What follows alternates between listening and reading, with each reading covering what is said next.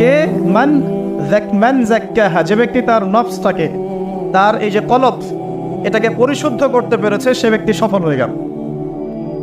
ওয়াকাদ খাবা মান দাসাহা, আর যে ব্যক্তি তার নফসটাকে পরিশুদ্ধ করতে পারলো না, সে ব্যক্তি ধ্বংস হয়ে গেল। নফস কিভাবে পরিশুদ্ধ হবে, এটা আমাদের আজকের আলোচনার টপিক। তার আগে আমরা বলি, 5 ওয়াক্ত নামাজ ছাড়া নফস কখনো পরিশুদ্ধ হবে না। আজকে আমরা অনেক যদি আলোচনা করি, বাসায় কিছু নিয়ে যেতে না পারি, তাহলে আলোচনার কোনো লাভ নাই, কোনো ফায়দা নাই। মানুষকে দেখানো, তাকবীর দেয়া, এই যে আমাকে প্রোটোকল দিয়ে নিয়ে আসলেন, ঠিক আছে, ভালোবাসা ভালোবাসার জায়গায়, কিন্তু দিন শেষে যদি আমরা আল্লাহর সামনে আত্মসমর্পণ করতে ব্যর্থ হই, তাহলে এই মাহফিলগুলোর বরকত নষ্ট হয়ে যাবে। আমরা কি চাই যে মাহফিলের বরকত নষ্ট হয়ে যাক? আসরের জামাত আমরা আদায় করেছি, এই জামাত আমাদেরকে শৃঙ্খলা শিখিয়েছে, শেখায় নাই? একজন ইমাম লিড দিলেন নামাজে, আপনারা তাকে ফলো করলেন, তাই নয় কি? এটাই তো হচ্ছে মুসলিম উম্মার বৈশিষ্ট্য। মুসলিম উম্মা হবে শৃঙ্খলাবদ্ধ জাতি, যাদের প্রতিটা কাজ হবে সুশৃঙ্খল। আর আমাদের কাজগুলো কি এখন সুশৃঙ্খল? আমরা কিন্তু উশৃঙ্খল জীবনযাপন করি। দেখবেন ওই যে একটা হাদিস আছে শেষ জামানায়, যে নারী পুরুষের পোশাক পরবে, পুরুষ নারীর পোশাক পরবে।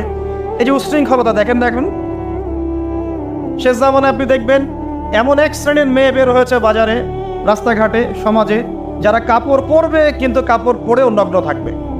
এ কোনো হাদিস আমি বানিয়ে বলছি না, সবগুলো হাদিস সহিহ। এখন দলিল দিতে গেলে অনেক সময় চলে যাবে।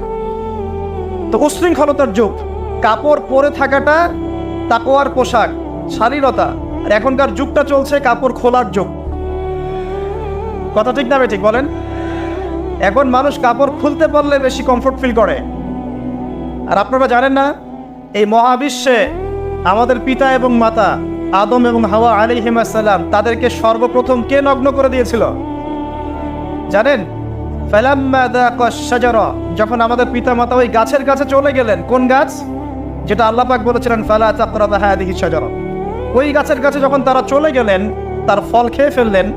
বাদাত লাহুমা সাওআতিহিমা, তাদের এই যে পোশাকটা, এই পোশাকটা খুলে পড়ে গিয়েছিল এবং লজ্জাস্থান উন্মুক্ত হয়ে গিয়েছে। তো সর্বপ্রথম আমাদের পিতা মাতাকে নগ্ন করে দিয়েছিল কে? ইবলিস। এখন যারা মুসলিমদের গা থেকে কাপড় খুলে ফেলতে চাচ্ছে, এরা তাহলে কার অনুসারী? দলিল কি পেয়েছেন? বানিয়ে বলি নাই, সূরা আরাফ পড়েন, পেয়ে যাবেন ইনশাআল্লাহ। কোন সূরা? সূরা আরাফ। প্রথম নসিহত প্রিয় ভাইরা, এই যুগটা হচ্ছে উশৃঙ্খলতার যুগ। এই যুগে মানুষ আল্লাহ পাকের হালালকে খুব কমই পরোয়া করে।